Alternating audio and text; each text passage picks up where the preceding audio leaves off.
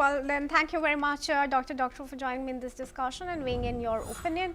And with that, viewers, we're going to proceed. Now, Rashad Al Alimi, the Saudi-backed head of Yemen's Presidential Leadership Council, has ordered all UAE forces to leave Yemen within 24 hours. This comes hours after an airstrike on Yemen's southern port of Mukalla by Saudi-led coalition. Ultimatum signals a major fracture in the coalition that has fought Houthi rebels since 2015. As per local media reports, Rashad Al Alimi also cancelled a defense pact with UAE and accused the UAE in a televised speech of fueling internal strife in Yemen. Meanwhile, Saudi Arabia also urged the Emiratis to comply with the demand. However, the UAE's foreign ministry has not responded yet. And to discuss this further, I would like to request Dr. Rajan Kochar to join me. He's an international relations and defense expert from New Delhi. Thank you very much, Dr. Kochar, for joining me here at NewsX World. Do you see, the forces actually leaving as has been asked? Thank you, Kriti. See, in order to understand Yemen, we have to first try to understand that what is the methodology by which Yemen is being governed today. You see, it is not governed by a single coherent authority. It's a fragmented polity where control is exercised through competing governments like this present case of UAE and Saudi Arabia, militias and external patrons, like the United States also has a key role here. So, and of course, Iran.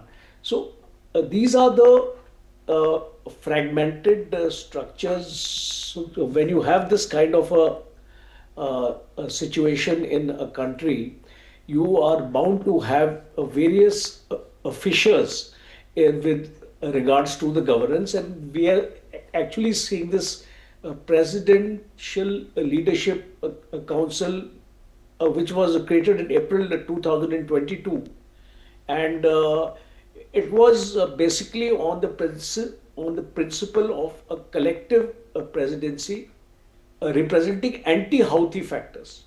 See, Houthis are prominently strong in the northern part of Yemen, and they control almost 70% of the Red Sea. These factions which are ruling actually Yemen are in the southern and the eastern part of Yemen. So a problem actually comes that when you have conflicting interests, two different countries are working on integrated strategic assessment. It means that these factions which start actually working against each other are weakening against the proxy competition, because we are aware this proxy war in involvement of Iran is also there, and it actually creates a fissure like your situation. And what you asked me was that will this happen? A strong possibility is that unless Saudi Arabia seeks a negotiated exit from Yemen, prioritizing the border security and de-escalation with the Houthis, because the problem is the grassroots of the problem is the Houthis, because these are basically the anti-Houthi factions, and whenever they get dominated by the Houthis, you will find fractures taking place within the coalition, and they tend to blame each other. So I think possibilities, unless they sit down and iron out their differences, unfortunately, I think that this faction will break down. All right, let's talk about the statement that's also coming from Saudi Arabia.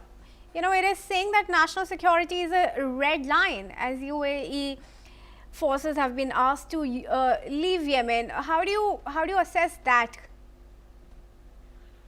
See, it's not a very simple assessment. Like it's not an assessment which you can just make off the cuff. What you have to understand is the sensitivity of both the countries.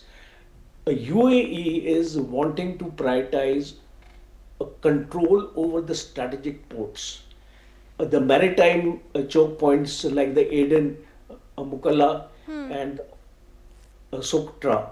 So, and these are basically counter-Islamic objectives, and that's why a fragmentation in Yemen is taking place. Uh, Saudi Arabia feels that its authority is being questioned because it's the dominant part of the force here. Its authority is being questioned by the UAE because UAE is looking for its own national interest. Saudi Arabia is looking for its own national interest. Yeah. There is no common interest which is actually emerging here in Yemen, because if uh, you align with each other and you form a common sort of a group, and you have a single point objective that you have to challenge the Houthis. But within yourself, if your interests are not aligned and they are conflicting, then I think there'll be a problem.